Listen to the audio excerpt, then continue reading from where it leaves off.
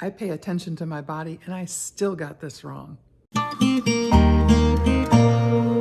So y'all know I did that half marathon last week, and it's been like a whole week of reflection and dissection and how could I have done that better and what did I do wrong, and trying to come up with a way not to ever let that happen again, because I always said that if I wasn't going to finish a race, it was going to be because of something that was out of my control.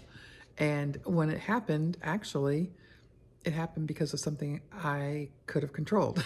So it's a new leaf, it's a new day, and I had a whole week of recovery last week. So I didn't do anything super long.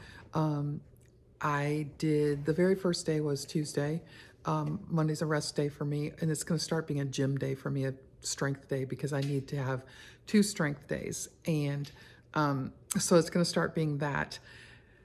But I went Tuesday to do my walk, which was only 40 minutes, and everything was great. Like my hip didn't hurt, my feet didn't hurt, I wasn't cramping, everything was good, like I have completely recovered. And I did a 45 and a 30-minute walk on Wednesday and Friday, so those are like pretty small compared to what I'm used to doing. And then today, for my long walk, it was 2 hours time on feet, which for a long walk is still, pretty short. And I did start feeling my hip twinging probably the last 20 minutes, but I've already realized that the reason why that happened is because I'm weak there. Like I was walking for 5 miles in one direction, one slant. So my left hip was taking the whole brunt of everything. And I think I probably said this before, but I turned around just to get some relief, because just going that same thing over and over and over again for 5 miles, it hurts so bad. So I realized that, like, remember back, it was after 75 hard, I think, but it's been a while ago, I stubbed my foot on the carpet, or not the carpet, but we have hardwood floors here, and I have these non-skid shoes, and I stopped. My foot just like, and I kept going, and it jarred my left hip. So I did that twice in 1 week. And so when it finally got better, it's been great ever since, until I walked on that slanted shoulder for 5 miles. And so I feel like the reason why that's doing that is there's a weakness there. So I've got to hopefully strengthen that so I don't run into that again. But I learned last week that being on a surface like that is not what I'm after. Even on a trail, even if there's rocks and twigs and what are they called? Roots in the trail, you're constantly moving, so you're not getting stuck kind of in one position. And so that is what I'm really looking forward to in a trail race. And I didn't, I, I didn't panic. I knew that it was because I was slanted. I was having a conversation with my stepmom last Sunday after the race, and I was telling her about it, and I told her, I said, my hip really hurt from being on a slant for 5 miles, and she says, well, maybe you should consider a hip replacement. Isn't that a little bit extreme? There's nothing wrong with my hip that a little, strengthening won't fix. A hip replacement seems like a huge jump, so we're not doing that. Maybe at some point, I know that those things, those surgeries can be really good for people. I've had friends who have just like gone about like they've just, like they've got a new whatever, hip, knee, whatever. But mine are fine. I just need to not be in one spot for a long, long time. So I think that I have to work on that. I'm going to get my strength back up in that. And I've been working on the whole fueling thing, They say, I've watched people that do ultra races, and I've read everything I can get my hands on. And you're supposed to continually fuel yourself because you're going to be in a huge calorie deficit if you don't, and you will bonk. And that's what I did last week. I bonked. I like the way that sound, didn't like the way it felt. But it can be avoided, and I've been kind of pushing it off because I don't know if you saw my eating disorder video, but for the past, I don't know, 40 years, I've tried really hard not to eat when I'm not hungry because I feel like when I was binging that I did a lot of that, you know? And so today I really made a pointed effort to have a date, one date every hour, because you're supposed to take in something all the time, whether you feel hungry or not. And the problem here is that the longer you go, the less hungry you feel. And that's kind of where I've been. I didn't have any food at the last race either. I was like, they're like, here, have some snacks, have some water, have some Gatorade. Oh no, I'm good, I'm good. But I really wasn't good in the end because I didn't do any of that stuff. And I know I should have. So I did that this morning for my long walk. I made sure that I drank electrolytes. I had my vest on. I will wear my vest always. Electrolytes every 30 minutes. And I watched my clock, you know, and like made sure that I did that so that I don't ever experience what I experienced last week again. Now, I'm not a doctor and I don't play one on TV. Do you guys remember where that came from? Like, I totally know. And if you know, tell me in the comments, because it's become like just general, you know, people say that all the time. I'm not a doctor and I don't play one on TV. I'm not a doctor and I don't play one on YouTube. And it has an origin like way back in the General Hospital days. Anyway, that's neither here nor there. But I'm just like, I want to tell you today that you, my friends, are an experiment of one. You can take all of the information that you get. This person says to do this and eat this way and drink this way and train this way. But until you do it, you don't know exactly what's right for you. So for me, it gives you something to start with, right? And that's what I've been doing. I've been going with the things I know and the things that I've learned and applying things that I think would work. And then if they don't work, then I pivot and I go in a different direction and I try something else. And I've got plenty of time to do this because my 50K isn't until November. And so right now I have a really huge long time to train, build durability, get the electrolytes done right, the fueling done right, so that when I get to that race, I'm not going to have the issues I had last week. I don't want to tell you what to do because you are not me and you're not your sister and you're not your brother, your friend down the street. You are a party. Yeah, you're a party of one too. You are an experiment of one. So when you start doing something, if you haven't been doing it for a while, it could really, you could hurt yourself by going too fast into something, which is why I backed off of doing the 50K in April and I'm doing it now in November. Because I felt when I got to a certain point, I thought there's no way I'm going to be ready to do this now. You know, I need more time. And I'm not even sure.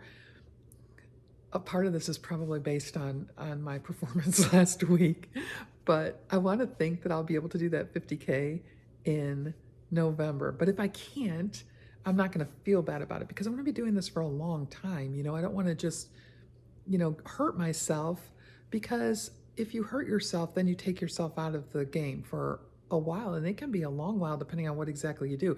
And I'm even talking about my bouncing girlies here. If you get a rebounder, don't just take it out of the box, put it together, and then go bounce for 45 minutes. It's not good. You will hurt yourself. It's just like, it's easy and it's fun, but you still have to work up to it. And I'm not telling you to go super duper slow. I'm just saying, like, ease into it. Don't do it all at once, because two things can happen here. One, we do so much so fast that we hurt ourselves. Or two, we never want to do it again because we don't want to ever feel like that again, you know? And neither one of them is productive. So you want to be sure to take your time to get to where you want to go. And you know, I love watching ultra marathon documentaries on YouTube. I love watching them running through the mountains, and I want to do that someday so bad. I mean, run, like not just walk, but run, actually do some running. And then I think about, am I capable of doing running now? No, I'm not. And I do, however, shuffle, I don't know what else to call it, down the driveway. When I go down the driveway, it feels like a good time to like move a little differently and quicker. Now, I don't want to run down there because I also don't want to face plant and break myself. So, intention. We have to think about what we're going to do. But when you're starting something new, you need to go slow. And so that's one of my biggest problems is that I want to jump into it with all 4 feet and just go 100 miles an hour the very first day. And that's not good for you. It's not good for anybody. And so it's absolutely not good for me either. I'm talking to myself as well. So I'm telling you, but don't,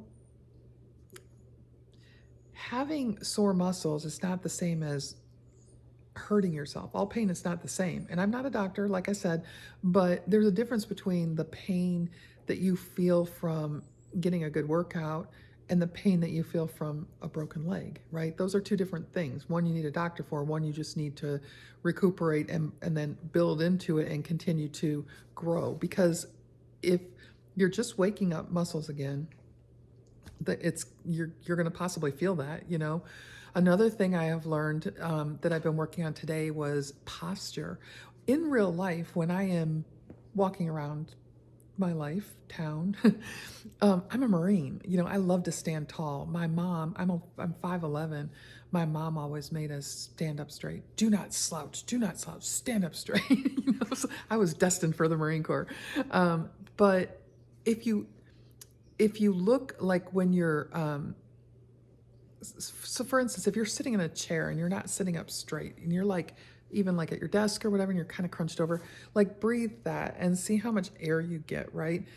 Or then sit on the edge of your chair and sit up straight like this and then see you breathe so much better. You get so much more air in there. And so last week it was all hills. It was either an uphill or it was a downhill. And I found myself looking down because I wanted to see where I was going.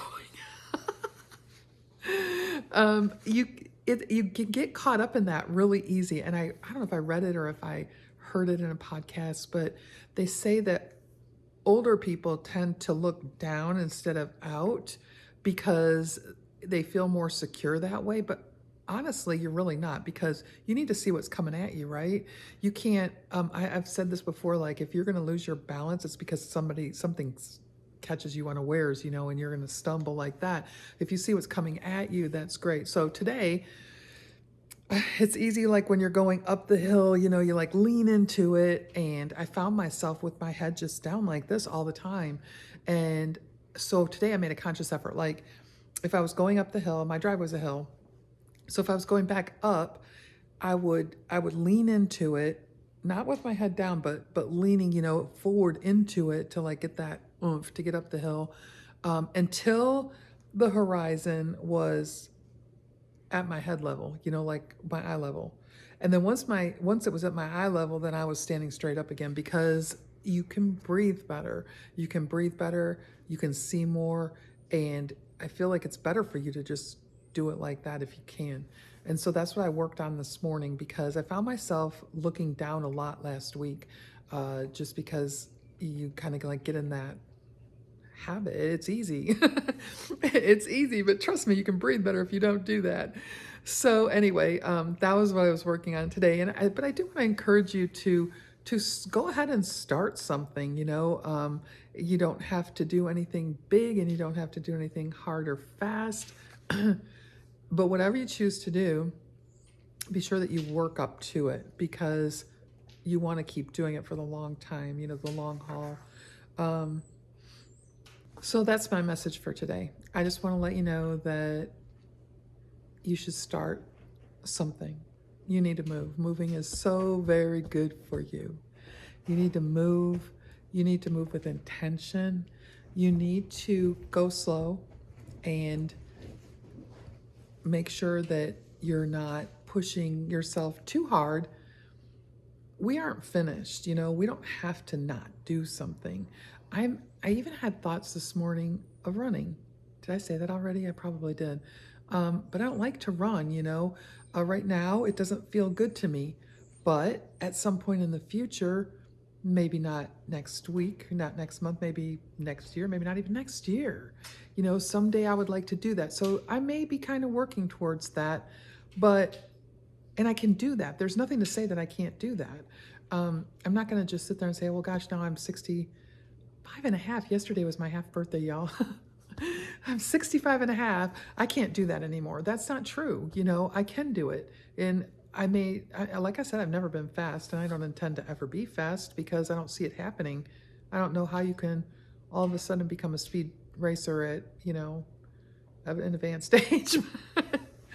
But I know I can go fast enough to finish, and that's all I really want to do. I'm not in competition with anybody but myself because I am absolutely very competitive. Oh, I wanted to say too that when you do this stuff, keep a note of it. Write down where you're starting and how you're progressing so that you don't forget.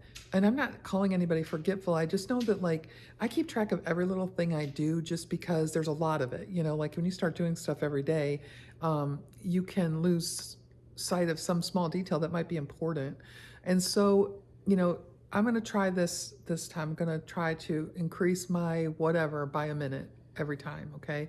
And then maybe I did this, and then you might forget it if you don't write it down. So I also keep track of all of my the reps and the weights that I do, just because you don't want to just walk in and pick up the wrong weight. And always start small in the weight room because that can just really hurt you badly. We had a gym in our living room. I mean, that was like the best use of a formal living room I ever had in my house. But when my boys were in high school, they're athletes, football, baseball, basketball, they did it all. And we had a kid come over. We fed the seniors their pregame meal at our house my son's senior year. And this kid was in the gym by himself, and he got stuck underneath a bunch of weight. Well, oh my gosh, that's the dumbest thing you can ever do. It's like people had to rescue him out of my living room. It was terrible. But you don't want to get in that spot because it can really happen. It can happen to anybody, even a young kid who's really strong and fit for most all intents and purposes, just got underneath too much weight and couldn't get out of it. So be sure that you're going towards your goal in a manner that makes sense, because you don't want to hurt yourself. And every pain does not mean something awful. And if it's something that's not good and it's not going away, you should absolutely see a doctor. You shouldn't just try and figure it out if it's something that you've done. I think you can tell the difference. I can anyway. I can tell the difference between something that is something that I've done to myself, because I worked out, or something that I've actually hurt myself. And I think you'll be able to tell too, but I'm not going to run and get a hip replacement because I was walking on uneven pavement last week. I don't think that's why you do these things. So anyway, that's just what I wanted to talk about today. I just want to make sure that, you're getting out there, you're doing some stuff. We have beautiful weather here. It is so chilly out again, and I'm so excited about it because we didn't really have winter. I think we had 1 week of winter. So I'm sitting here in the living room. I'm underneath quilts on the couch, I got done walking and I thought, I just want to have all the windows open. The windows are open, the doors are open, everything's open, and I'm underneath quilts in a jacket because it feels so nice to be snuggly, and I feel like it's a really good way to treat myself after I walked almost 8 miles this morning. So, yeah, do the thing. Just don't do it so fast and so hard that you hurt yourself. And, I want to hear your progress. I want to hear what you're doing because it's exciting to see when I go to these races and I see people that are my age or older. I can't even tell you how excited that makes me. It's look at this. This is so great. This is a great message. It's a great visual for even younger people to say, hey, I don't have to stop doing that just because I'm older. I can still keep going and taking care of myself and challenging myself like I have all along. And that's kind of where I got to this point, I think, is well, I don't know how I got to be 65. I was telling that to the Social Security office when I called them the other day because I retired from my job and I took a part-time job, so I had to call them and you have to give them your adjusted income that you think you're going to get. So I did that and I'm like, I don't even understand how I got to be 65. So if you're doing things and you've always done them, then why shouldn't you keep doing them is my thought, is I know we can. I know we can. There's nothing to stop us except for ourselves and going too hard or, doing something silly that's going to get us hurt. And we don't want that at all. So, oh, I have to tell you this other story too. I want to tell you about, did you ever like get really sick and, um, like the flu kind of sick. Like I remember when I was like 11 years old, okay? And I had that flu where I was in bed and I was puking and all the things. And I stayed home from school by myself because my mom had a job and my dad had a job. So my other siblings were at school, but I was 11. They let me stay home. And I kept the radio on just so it wouldn't be so quiet in the house. And it was the day that the song American Pie was released by Don McLean. And I remember hearing that song, and in my ill, sicky, demented, you know how you get kind of hallucinogenic, when you're sick like that? I thought that song had been sung by a woman. And so when I was all better and I wasn't sick anymore, and that song played again, and I heard it was a man, I'm like, I was so sure a woman had sang that song, but for whatever reason, that warped kind of music feeling that stuck with me about being sick. And when I was getting to the point last week where I just couldn't go any further, I had my walking music, right? And I've told you about my walking list. It's awesome. And I think I have it linked in the description all the time. But I kept up with that speed pretty well the whole time. But when I really started feeling like the cramping and everything, I put my music back on after being at an aid station, and I felt like I felt that day when I had the pukey flu. It's like, if I listen to this song, I'm never going to want to listen to it again. So I turned my music off. And I don't know if that had anything to do with today's message or not, but I was thinking about that. And like, if you have like a way to keep going, to keep yourself on track, that doesn't include, music or something like. So when I stopped doing that, I think I was past the point of being able to keep up at the right speed, and it didn't even matter. But that's another thing I'm working on is, well, maybe I need to have like a metronome or something that keeps me on task, that will keep me going even if I decide I don't want to listen to music anymore. These are things that come across my head when I'm walking. I thought about that song. It's like everything in my life I can connect it to a song, but I think about that all the time. Like I felt really gross that day and I heard that song and that's exactly how I felt last week. Wow. Thanks for spending time with me today. I know I'm crazy. If this encouraged you, give it a thumbs up and share it with another aging rebel who needs a little hope. I'll see you in the next one. And remember, live strong, laugh often, and shine with purpose.